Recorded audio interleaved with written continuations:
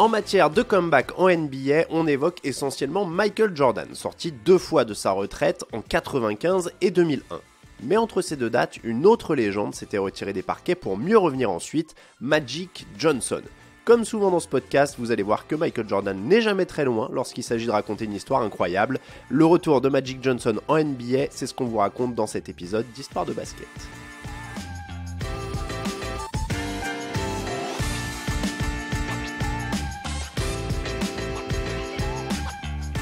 Tout commence pendant l'été 1995. La NBA est en grève, on appelle ça un lockout. Mais du côté d'Hollywood, des stars débarquent à Los Angeles pour jouer au basket. Ils ne sont pas là pour un match d'exhibition, mais pour boucler le tournage du film Space Jam. Pour que Michael Jordan puisse s'entraîner, un terrain de basket a été installé. Mais au bout de quelques jours, Isaiah Ernest décide d'y inviter ses collègues de travail de passage en Californie. Bientôt, l'endroit devient the place to be pour tous les balleurs.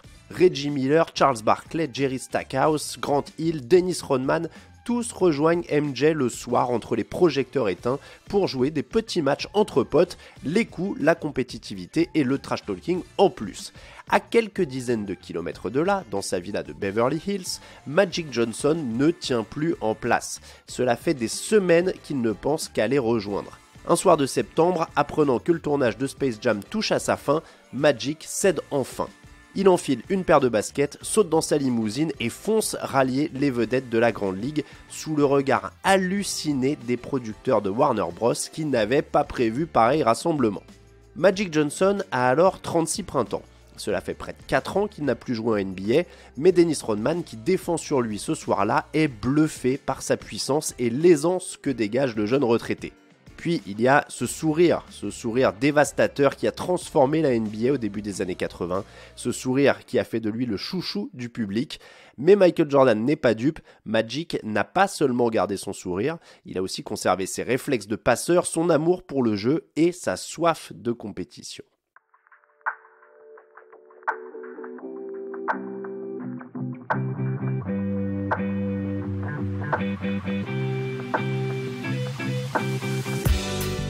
Quatre ans après avoir appris qu'il était séropositif, Magic Johnson est heureux et épanoui loin des parquets. Il a 2 enfants, il a créé une fondation destinée à lever des fonds pour lutter contre le sida, il a racheté des parts des Lakers, aidé à financer un centre commercial à Las Vegas, ouvert un complexe cinématographique au sud de Los Angeles. Même s'il est en pleine forme, il assure à tout le monde qu'il ne veut pas revenir. Et pourquoi revenir après les émotions du All-Star Game de 1992 et l'incroyable aventure de la Dream Team à Barcelone ? Et puis, il a bien tenté de continuer au début de la saison 1992-93. Sauf que l'idée a mis en panique certains joueurs, dont Karl Malone, persuadé que la moindre égratignure sur un bras lui faisait courir un risque d'attraper le sida. Effaré, Magic avait fini par renoncer après la pré-saison. Malgré tout, Johnson participe encore parfois à l'entraînement des Lakers, histoire de motiver les jeunes.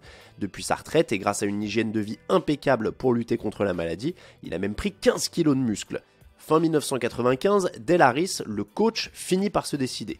Il le veut dans son équipe pour de bon. Et tant pis si ça ne plaît pas à tout le monde, tant pis si la mi-saison est déjà passée. Il passe un coup de fil à l'agent de Magic pour le supplier de le ramener au jeu.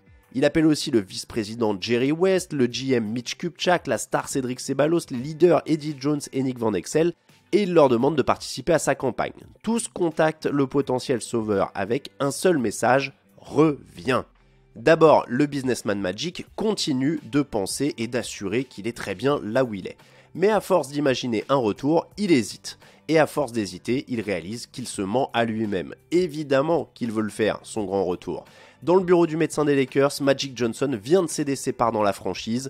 Devant lui, un contrat d'une demi-saison pour 2,5 millions de dollars, tout ce que les Lakers sont à ce moment-là. Mais au moment où il s'apprête à apposer sa signature, Magic hésite. Il pose le stylo. Laissez tomber, je ne vais pas le faire. Autour de la table, les visages se figent. Le temps d'une seconde, Del Harris voit la saison des Lakers, ses ambitions et ses rêves s'échapper. Mais quand il relève la tête, Magic sourit et brise le silence pesant. Il reprend le stylo, murmure en riant « Je plaisantais ».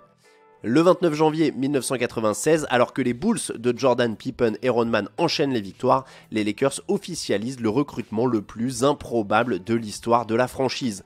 Un meneur de jeu de 36 ans qu'ils comptent faire jouer ailier fort ancien coach, ancien propriétaire d'équipe, qui n'a plus joué au niveau professionnel depuis 55 mois, qui fait 15 bons kilos de plus que son poids de forme et qui est séropositif.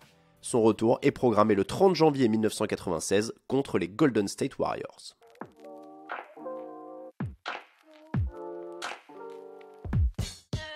Le soir du match, les demandes d'accréditation sont si nombreuses que plusieurs journalistes sont placés au dernier rang du forum d'Inglewood, sous le toit de la salle. 15 minutes avant le début de la rencontre, le lay-up que Magic réussit à l'échauffement est accueilli par le public comme s'il s'agissait d'un shoot au buzzer.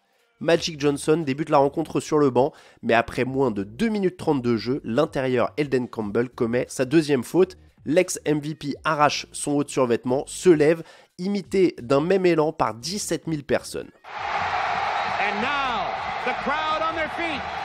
The warm-ups are coming off.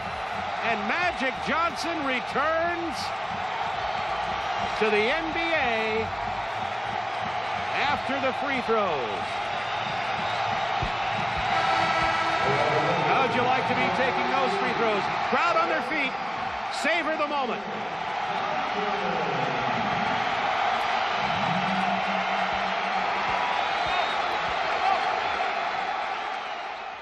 Son premier panier, 6 minutes plus tard, embrase le forum.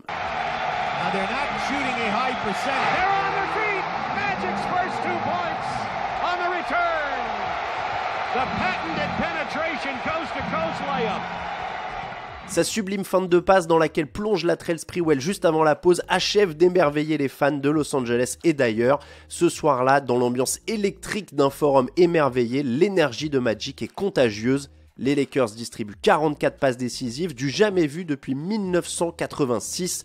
Il marque 128 points.